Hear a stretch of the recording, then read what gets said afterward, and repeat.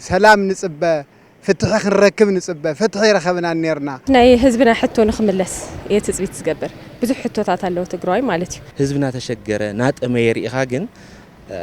سؤالها لم يمثل وعلى بريتوريا تتبهل عن ندلو يمثلن زحدش بريزيدنت سلطان لي خونس اب حزبي تخرت غيرو نا حزب صقما تخرت غيرو كسرح اذم تمازابلتي باغبابو خملسو مسصططهم مس ممحدارهم كوينم كملسو زول تግራይ ሙሉ ትግራይ هم ትግራይ ኣብ ሓደ ዓሲሉ ለሓደ ዓይንት ዕላማ ጠጠዊሉ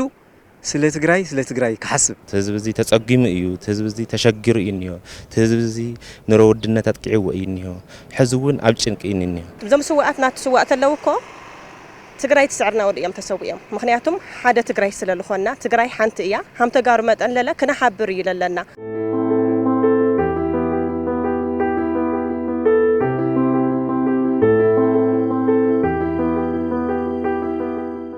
كم هزبي أبي مربتون نهالون كتفقون مليوم كزنتون نزمس وررتي نهلاون كبر عدون كبل زكايدو مختز ولدون وتسيت مسوات دك هزب زخونن وعلى بريتوريا مفرا مصعبهم قد مخلو تخصيت أطويلو تقراي كاب كينات ناب سلام كتمتس فقودو اكين دا خوينوم نابراي دفعني لوم بزح حسمن سقاين زرخبو زلو تمزابلتي نام مربتهم كملسوم كم هزبي بكينات كاب زبسحنا كل مدى حسيان مدحان زخقلو وسنتس راح تداق مهنسأتن حويتن كنعمم أبي نصحت تجارو زبصح جنوسايداو كينات زبقسو حسوم قفعين بدلن سقاين تحتاتنت هالليو فتح كركب كوتاس اتوعلي مسرتاو حتوتات حزب كملسن نراب حزب ترجم هالليو تجراي بايتا سلاماو بوليتيكاو قالسي زت اناقد كوينو كقصلن مقبار لأخيزم عبي 2015 عام تمرت غزياو محدار تتعيشو ناب اسراح اتيوم يخون انبر اتزل على تسفاز تنبرلو تجباراونتو تغواتيتوم بسنك وشتاو بوليتيكاو كنتاتن تدرادراي فيدرال أكالن إلوون بمحبرسب عالمن مدرادر تأكلاتن نتقبراو على بريتوريا زقبر كتتلن دقفن من آسن كالوت سقاماتن بمنصرتيز تقبرلو تسبيت زعامومو عمام كنديناي مخانو باستفلاليو أكالاتن هزبن زوهابو ريتوتات زقلاتيو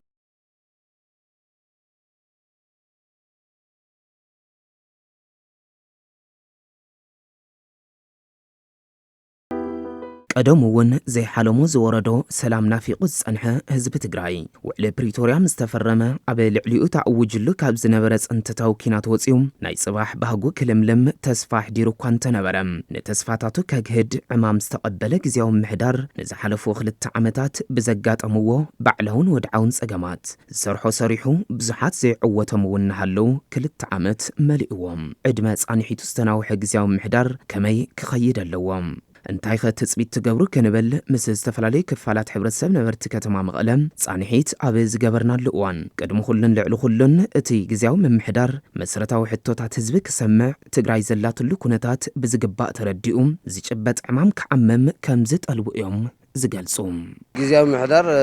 ያው ተናውሕሎ ሓድሽ ፕሬዝደንት ብምሻሙ ያው ሓናት ጽቦዮ ትጽዊታዩ ሓደት ሰላም كافتون إيشون تجمير النبرة بزبالة سلام كرجاجزلنا كأوله ما تنتقمت أو على بريتوريا تقمت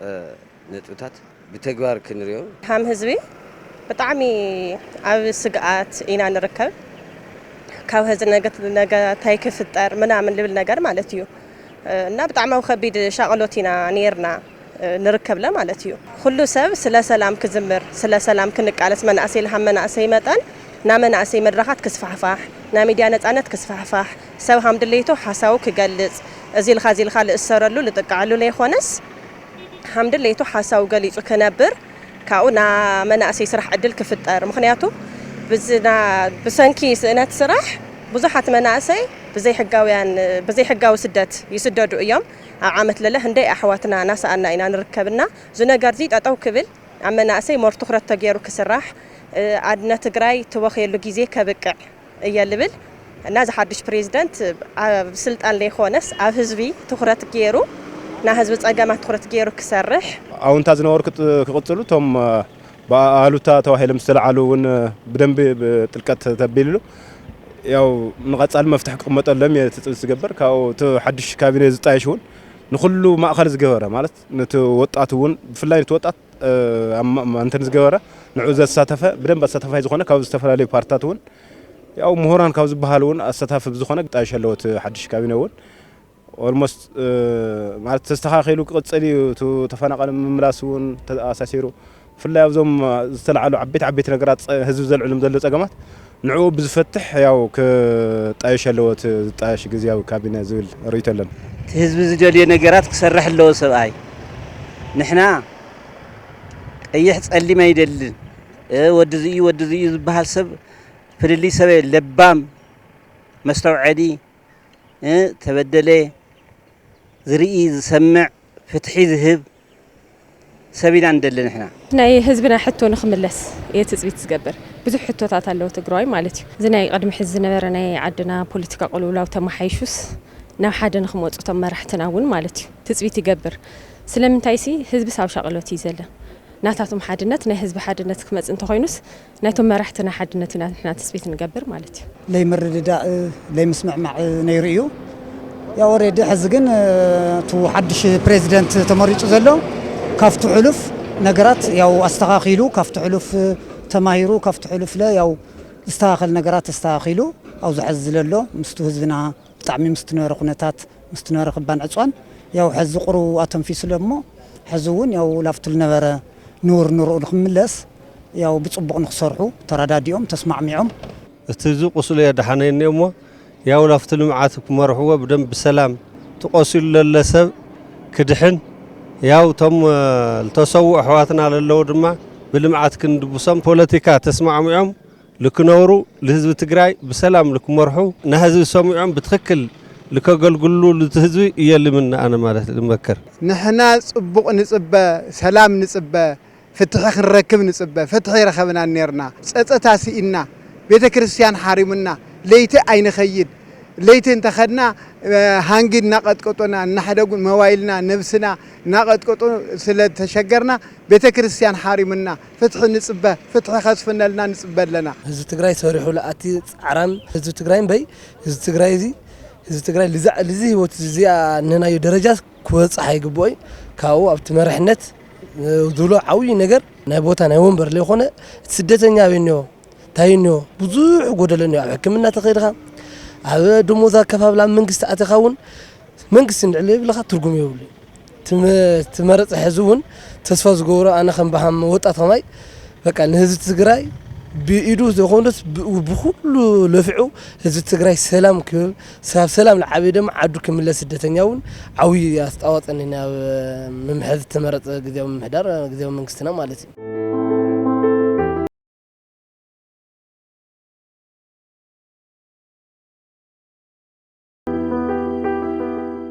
بمسرت سممع سلام بريتوريا كابتوم عند زبهالن نتقبار اون جزا زيهبن قداي تمزابل توغنات حدا يوم حسم زتملقون عبرا سقاين سامئن طميتن عرقانن كرمتي انتمتس دمام زناب بسماي وحج بمدري امو دما حساناتن اديتاتن عرقاويان بحدور حمام زساقي وغناتن انهالووام نحموشت عمت مملاقتا زحلفو زلو هيوت نتقراوي منقار نقبار مردئيوم يخون مبر زاقيد عبا عفز عصمات وعلي بزيكا توقسط أو مبال كالي بتستسند مسرت سرح كم زي تسرحم حزب تقرأ يخون كالوت أكلات وقحز أو حز العلوة قد يوم سلازخونا حزي حدش بريزدان تقزاو محدار كوينوم تمزيزوم زلو مس كابني أومن زملكتهم أكلات كوينوم قد مخلو نمملاس تمزابلتن موحاس قزعتو حدنا تقرأين كما قلف قد يوم جيروم كسر حلون بغص علون وحسن حزبهم زرقاقز سلام سأتان كفتر أدلاي زبال عمام كعمو كم زقبا يوم اتوم رئيتوهم زهابونا زحبروم تمازابلت لا اي تملسنو عدم كملسو زخل عمت 4-5 عمت ابي تندا تقميطم زوم تمازابلتي باغباو كملسو مسصططهم مس ممحدارهم كوينم كملسو نصبلنا توم تمازابلت زلو بطعمي زحزنو بطعمي زسمعنا حواتنا مالتيو 4 عمت منفقن قالك غيرهم لو بصحاي بقري بنفاس وحج منامن قال بزح تساقيهم بزح تشجيرهم يوم تقصقيلهم يوم إنها تتخيلوا مالتي تتخيلوا حزيت أتو حدش مرحنا توم تمازابلتي تفنقلت زلوا حواتنا مالتيو نبعدهم زقبهم تواهيهم نعوم خيدهم ونقو سكع سرحهم زجمرو حد نقرات ماتك لأجري تواهيهم نور بوتهم تمليسهم لمعاتهم ክንካካይዱ ሰብ ተበዲሉ እዩ ረኢኻ 2 ዓመትን ፈረቓን 3 ዓመት እዩ ዝኸይድ ዘሎ ኣብዚ ዘለና ጉኒ ሽግር ተወቕዐ ሰብ ኣብዚ ከተማ እዚ ብዙሕ ኣሎ እዩ ተጠቕዐ ተፈናቐለ ሰብ ከኣነ ረኢኻዮ ኣብዛ ጭቃ ተዓዚኹ ሃብታም ዝነበረ ዳኺዩ ድኻ ነበረ ከኣነ ሞይቱ ይነብር ኣሎ እዚኣቶም ሰባት እዚኣቶም እስኪ ክምለሱስ እዩ ዝግበር ዝበዝሕ ማሕበረሰብ ትግራይና ኣብ ችግር ብፀበባ ዋላ እቲ ኩናት ጠጠው ይበል ኣብ ችግር ከም ዘሎ ዝፍለጥ ነገር እዩ ቁፅሪ ሓደ ትኩረት ገይሩ ክስራሕ ኣለዎ ዝብለ ግን ኣነ ከም ውልቀ ሰብ ኣትሊስት ዘሎ እቲ ኣብዚ ዘሎ ማዘ የተመዛበለ ማሕበረሰብ ቢያንስ ዘሎ ዋላ ኣብ ችግር ይኹን ተቋቂሙ ክነብር ዝኽእል እዩ ግን ቁፅሪ ሓደ ትኩረት ገይሩ ክስራሕ ኣለዎ ዝብለ ግን ኣብ ምላስ ተመዛበልቲ እዩ ናቲ ኣይልያ ኣብ ቆርቆሮ እዮም ዝሓድሩ መህረስ የብሎም እና ቁፅሪ ሓደ ትኩረት ገይሩ ክስራሕ እኒአዎ ዝብል ምላስ ተመዛበልቲ እዩ ካሊእ ያው ትና ሰላም ጉዳይ እውን ከምኡ ማለት ሃማይ ካፍቲ ሓድሽ ፕሬዝዳንት ትፅቢት ዝገብሮ ሓደ መጀመርያ እዞም ቅድሚ ከዚ ዝነበሩ ነገራት ክቕረፉ እኒአዎም ነቲ ሓድሽ ፕሬዝዳንት ሓድሽ ዕድል ተዋሂብዎ ዘሎ ልኡኡ ብልተኽኣለና ኣብ ጎኒ ኮይና ብምድጋፍ ሓደ ተመዛበልቲ ላቦቶኦም ክምለሱ ምግባር ቀዳማይ ስራሕ ክኾን ዘለዎ እሱ እዩ ኢለ እየ ዝሓስብ ካልኣይ ትለሎ ካብ ዕዳጋ ጀሚርካ ኣብ ዕዳጋ ለሎ ኩነታት ናህሪ ዕዳጋ ዝግበር ካብ ዘይሕጋውያን ነጋዶ ጀሚርካ ኩሉ ነገር ክስተኻኸል ሓንቲ ካፍተን ውዕል ፕሪቶሪያ ብሚድያ ንሰምዓ ኣብዛሕ መብዛሕትኡ ትንትንተን ዝተመዛበለ ክምለስ ኣለዎ እያ ትብል እስካዕ ሕዚ ግን 2 ዓመት ሙሉእ ግን ኣብ ኬንዳ ኣለዉ እኒሄው ዝበልዕዎ ልሳኣን እኒሄው ገዝኦም ገዲፎም መሬቶም ገዲፎም ዝተሸገሩ ሰባት እኒሄው ስለዚ እዚኣ ያው እቲ ትግበር ፌደራል መንግስቲ እውን ትሪያ ጽቡቕ እዩ ኣለበለዚያ ግን ህዝቢ ኣብ ኬንዳ ቀሚጥኻ ህዝብና ተሸገረ ናጠመ የሪኢኻ ግን ስኡልኻ ልምሰል ውዕል ፕሪቶሪያ ተተባሃለ ኣነ እንደሉ ጽቡቕ ይመስለኒ ስለዚ ዛ ነገር እዚኣ ግን ኣስተኻኺሎም እዞም ተመዛበልቲ እዚኣቶም ናብ ቦታኦም ክምልሰልና መሬትና ናብ ዋንኡ ክምልሰልና ኢና እንደሊ ሰላም እዩ ንኩሉ ነገር ሓድነት እውን ክመጽ እንተኾነ ሰላም እንተረኺቡ ህዝቢ ትግራይ ማለት እዩ ያው ስጡም እዩ ህዝቢ ጽኑዕ እዩ ብዙሕ ነገር ኣሕሊፉ እዩ ኩነታት ከምቲ ትፈልጦ ማለት እዩ ሕዚ እውን ኣነ ትጽቢት ዝገብር እንታይ እየ ንኣብነት ሕዚ እዞም ተመዛበልቲ ኣሕዋትና ማለት እዩ ናብ ቦታኦም ተዝምለሱልና ደስ ይብለኒ ሓደ ጭንቂ ፍታሕ ማለት ሕቶ ናይ ትግራይ እሱ ስለ ዝኾነ ማለት እዩ ካሊእ ከዓ ኣብዚ ናይ ናብራ ናህርታት ኣሎ ማለት ዝኾነ ነገር እንተተሰሚዑስ ወሰኽ ዝግበር ነገር ነው ኣብ ነጋዶ ማለት እዩ እሱታት እውን ወረድ ኢሎም ሪኦም እቲ ህዝብናስ ምስቲ ዘሎ ቁልውላው እሱ እንተተወሲኽዎስ ዝገደደ ጭንቂ ስለ ዝኾነስ እዚ እውን ምምሕያሻት ተዘምፅልና ደስ ይብለና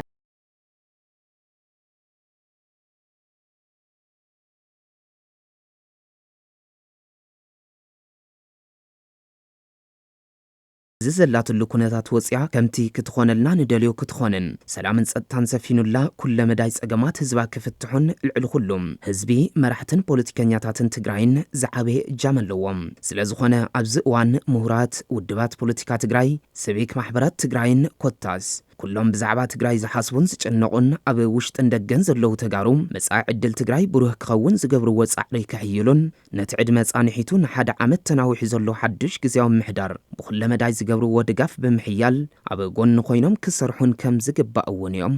ዝላበው ጽቡቕ ስራሕ ተሰሪሑ ልትቐጻሊ ሕጋዊ መንግስቲ ክሻብ ዝመጽእ ትግራውን ጽቡቕ ገይሩ ከስተኻኽሎ ኣብተን ሲቪክ ማሕበራት እውን ነጻ ኮይነን ለህዝቢ ከገልግላ ኣብና ህዝቢ ጸገም ክሰርሓ ክገብር ኤክስፔክት ንገብር እዚ ተተገይሩ ምናልባት ልመጽእ መንግስቲ ልመጽእ ሕጋዊ መንግስቲ እውን ልሕሸ ኣቋም ክልዮ እዩ ኣብዚ ግዜያዊ ምምሕዳር እንድሕ ተዳኺሙ ግን እቲ ዝመጽእ መንግስቲ እውን ጸገም ክፈጥረሉ እዩ እቶም ዝስርሑ ስራሕቲ እውን ብኣግባቡ ይሰርሖሙ ማለት እዩ ኣብዚ ዝተበላሸየ ነገር ኣብቲ ግዜያዊ ሕጋዊ መንግስቲ እውን ጸገም ስለ ዝፈጥር ግዜያዊ ምሕዳር ንሕና ልሕሸ ግራውንድ ክፈጥረልና ኢና ንገብር በቱ ሕሉፍ ንሶም እውን ትጌጎኦም ተዓሪሞም ትህዝቢ ቅር ዝበሎ ትህዝቢ ዘየድልዮ ነገራት ነቲ ህዝቢ ዝጎድእ ዝነበረ ኩሉ ነገራት ዝነገረት እዚ ገዲፎም ትህዝብና ጽቡቕ ኑሮ ንክነብር ጽቡቕ ልምዓት ንክነልብዕ ላፍቲ ዝነበሮ ናብራ ኑር ንክምለስ ያው ናይቲ ህዝቢ ሰሚዖም ናይቲ ህዝቢ ኩሉ ህዝቢ እውን መቸም ህዝቢ ሒዝካ እዩ ኩሉ ነገር ማለት እዩ ህዝቢ ዘይሓዝካ ዝኸውን ነገር የለን نتوزون تسمامعها لما درخ وصيخا لافتهز ميديا وصيخا بخمز خمز مخنيات خمز نرداد لنا خمز تجبرنا انتي حشكم يخا ترداديخا تزون دستنيا خوينو كافت علف زنور سقاي كافت علف زنور مكرا كافت زنور بزوح نغرات مالتيو حزي كحيسوم نتزبي اب صبو درجان اب سروحون كوعل لمعات نخلمع ያው ክኩሕስዎ ኣለዎም ዝብል እምነት ኣለኒ ሚዛናዊ ኮይኑ ያው ብሙሉእ ትግራይ ዝሓቁፍ ሓሳብ ሒዙ ካፍቲ ዝነበረ ቅድሚ ሕዚ ዝነበረ ዝሐሸ ስራሕ ክሰርሕ ዝሐሸ ወጣት ሓቋፍ ዝኾነ ስራሕቲ ንክስራሕ እዩ ናተይ ኤክስፔክቴሽኑ ሰላም ዝመጽእኮ በቃ ሰላም ባዕልኻ ኢኻ ክትገብሮ ትኽእል ተጋሩ ተባሂልና ኣብ ክልተ ተፋለይና ጣዕሚ ዘሕዝን እዩ سخيلو نبرة ناي قدم كم ينير بحال لما لما زباء سيء خويننا زنيه مرز أحزسك مرز أخبال له مرز أبم تاج هم غير كاي مرز أبزي أذل سب كل راح دي مرز زخلو بزي تفانق إلى زنيه بي خويني مرز زي أب معراب زنيه سبس أبي خويني مرز كل ببي يبوتو بي دبوب زنيه سبي خويني مرز بعلاتهم يوم حيزم بوزنيو هذي أتم الكيقو عاتم እቶም ዘቅ ዓዲ ናብ ዓዶም ናብ ገዝኦም ካኣትው ላምበረበቶም ካኣትወለዎም እዚኣ ተገይሩ ጽቡቕ ንቕበሎ ኩልና ሰብ ኩሉ ፈላጥ እዩ ፈላጥ ስለ ዝኾነ ልጠቕመይ ልጎደይ ፈሊጡ ሓደጉ ሓደ ኮይና ክንነብር ኣለና እዛ ንእሽተይ ትግራይ ክነልማ አንተ ኮይና ብሓደ ኮይና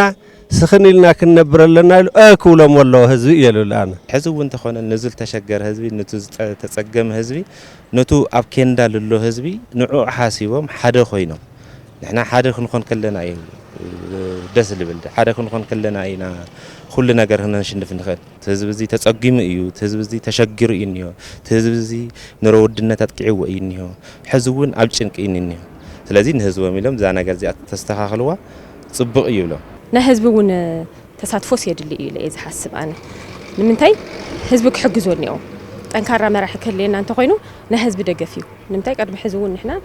بمدققافن بحاجنتنا إننا والسلام زي بقى نازلنا مالتي حزون سلامنا كم زلنا خط لنا لكن خنا عبين تقينا خا مالتيو كل نجار سلام تقين يزبل أنا